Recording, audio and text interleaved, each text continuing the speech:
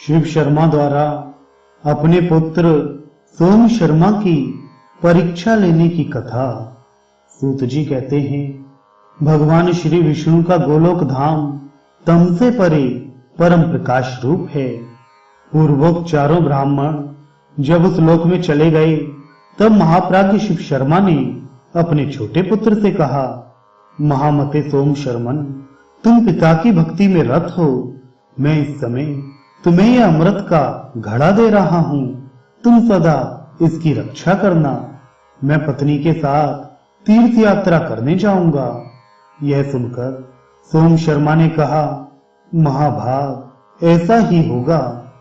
बुद्धिमान शिव शर्मा सोम शर्मा के हाथ में वह घड़ा देकर वहां से चल दिए और 10 वर्षों तक निरंतर तपस्या में लगे रहे। धर्मात्मा सोम शर्मा दिन रात आलस्य छोड़कर उस अमृत कुंभ की रक्षा करते रहे। 10 वर्षों के पश्चात महायशस्वी शिव शर्मा पुनः लौटकर वहां आए। वे माया का प्रयोग करके भार्या सहित कोढ़ी बन गए। जैसे वे स्वयं कुष्ठ रोग से पीड़ित थे, उसी प्रकार उनकी स्त्री भी थी। दोनों ही मांस के पिंड की भांति त्याग देने योग्य दिखाई देते थे। वे धीर चित्त ब्राह्मण महात्मा सोम शर्मा के समीप आए। वहां पधारे हुए माता पिता को सर्वथा दुख से पीड़ित देख महायशस्वी सोम शर्मा को बड़ी दया आई। भक्ति से उनका मस्तक झुक गया। वे उन दोनों के चरणों में पड़ गए और बोले, पिताजी, मैं दूसरे किसी को ऐसा नहीं देखता जो तपस्या, गुण समुदाय और उत्तम पुण्य से युक्त होकर आपकी समानता कर सके। फिर भी आपको यह क्या हो गया?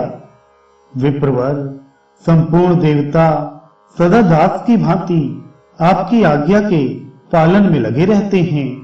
वे आपके तेज से खिंचकर यहां आ जाते हैं। आप इतने शक्तिशाली हैं, तो भी किस पाप के कारण आपके शरीर में यह पीड़ा देने वाला रोग हो गया? ब्राह्मण श्रेष्ठ, इसका कारण बताइए। यह मेरी माता भी पुण्यवती हैं। इसका पुण्य महान है। यह पतिव्रत धर्म का पालन करने वाली है। यह अपने स्वामी की कृपा से समूची त्रिलोकी को भी धारण करने में समर्थ है। जो राग द्वेष का परित्याग करके भांति भांति के कर्मों द्वारा अपने पति देव का पूजन करती है।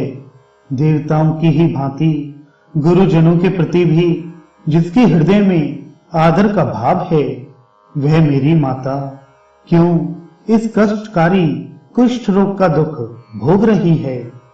शिव शर्मा बोले, महाभाग, तुम शोक ना करो। सबको अपने कर्मों का ही फल भोगना पड़ता है, क्योंकि मनुष्य प्रायः पूर्वकृत पाप और पुण्यमय कर्मों से युक्त होता ही है। अब तुम हम दोनों रोगियों के घावों को धोकर साफ करो। पिता का यह शुभ वाक्य सुनकर महायशस्वी सोम शर्मा ने कहा, आप दोनों पुण्यात्मा हैं, मैं आपकी सेवा अवश्य करूंगा। माता पिता की शुश्रूषा के सिवा मेरा और कर्तव्य ही क्या है? सोम शर्मा उन दोनों के दुख से दुखी थे। वे माता पिता के मलमूत्र तथा कफ आदि धोते, अपने हाथ से उनके चरण पखारते और दबाया करते थे। उनके रहने और नहाने आदि का प्रबंध भी वे पूर्ण भक्ति के साथ स्वयं ही करते थे। विप्रवर सोम शर्मा बड़े यशस्वी, धर्मात्मा और सत्पुरुषों में श्रेष्ठ थे। वे अपने दोनों गुरुजनों को कंधे पर बिठाकर तीर्थों में ले जाया करते थे। वे वेद के ज्ञाता थे, अतः मांगलिक मंत्रों का उच्चारण करके दोनों को अपने हाथ से विधि पूर्वक नहलाते और स्वयं भी स्नान करते थे। फिर पितरों का तर्पण और देवताओं का पूजन भी वे उन दोनों से प्रतिदिन कराया करते थे। स्वयं अग्नि में होम करते और अपने दोनों महागुरु माता पिता को प्रसन्न करते हुए अपने सब कार्य उन्हें बताया करते थे। सोम शर्मा उन दोनों को प्रतिदिन शैया पर सुलाते और उन्हें वस्त्र तथा पुष्प आदि सब सामग्री निवेदन करते थे। परम सुगंधित पान लाकर माता पिता को अर्पण करते तथा नित्य प्रति उनकी इच्छा के अनुसार फल, मूल, दूध आदि उत्तमोत्तम भोज्य पदार्थ खाने को देते थे। इस क्रम से वे सदा ही माता पिता को प्रसन्न रखने की चेष्टा करते थे। पिता सोम शर्मा को बुलाकर उन्हें नाना प्रकार के कठोर एवं दुखदायी वचनों से पीड़ित करते और आतुर होकर उन्हें डंडों से भी पीटते थे। यह सब करने पर भी धर्मात्मा सोम शर्मा कभी पिता के ऊपर क्रोध नहीं करते थे। वे सदा संतुष्ट रहकर मन, वाणी और क्रिया तीनों के ही द्वारा पिता की पूजा करते थे। ये सब बातें जानकर शिव शर्मा अपने चरित्र पर विचार करने लगे। उन्होंने सोचा, सोम शर्मा का मेरी सेवा में अधिक अनुराग दिखाई देता है, इसलिए समय पर मैंने इसके तप की परीक्षा की है।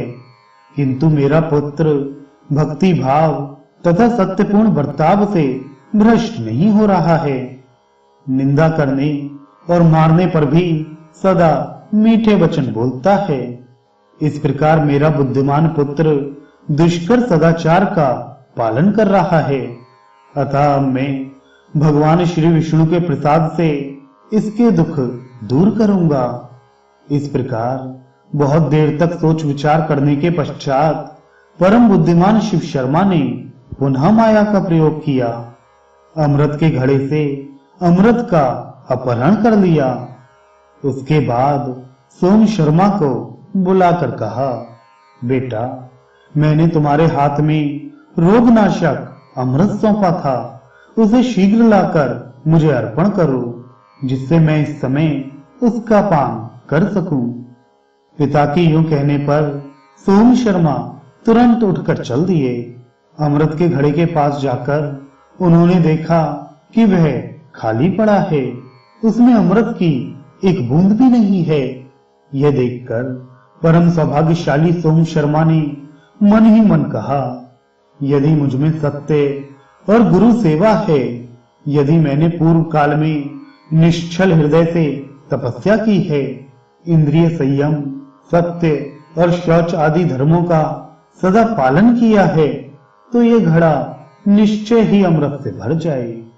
महाभाग सोम शर्मा ने इस प्रकार विचार करके ज्यों ही उस घड़े की ओर देखा, त्यों ही वह अमृत से भर गया। घड़े को भरा देख उसे हाथ में ले महायशस्वी सोम शर्मा तुरंत ही पिता के पास गए और उन्हें प्रणाम करके बोले, पिताजी, लीजिए, यह अमृत से भरा घड़ा आ गया। महाभाग, अब इसे पीकर शीघ्र ही रोग से मुक्त हो जाइए। पुत्र का यह परम पुण्यमय तथा सत्य और धर्म के उद्देश्य से युक्त मधुर वचन सुनकर शिव शर्मा को बड़ा हर्ष हुआ। वे बोले, पुत्र, आज मैं तुम्हारी तपस्या, इंद्रिय संयम, शौच, गुरु शुश्रूषा तथा भक्ति भाव से विशेष संतुष्ट हूं। लो, अब मैं इस विकृत रूप का त्याग करता हूं। यूं कहकर ब्राह्मण शिव शर्मा ने पुत्र को अपने पहले रूप में दर्शन दिया। सोम शर्मा ने माता पिता को पहले जिस रूप में देखा था, उसी रूप में उस समय भी देखा। वे दोनों महात्मा सूर्य मंडल की भांति तेज से दीप रहे थे। सोम शर्मा ने बड़ी भक्ति के साथ उन महात्माओं के चरणों में मस्तक झुकाया। तदनंतर वे दोनों पति पत्नी पुत्र से बातचीत करके अत्यंत प्रसन्न हुए। फिर धर्मात्मा ब्राह्मण भगवान श्री विष्णु की कृपा से अपनी पत्नी को साथ ले विष्णु धाम को चले गए। अपने पुण्य और योगाभ्यास के प्रभाव से उन महर्षि ने दुर्लभ पद प्राप्त कर लिया।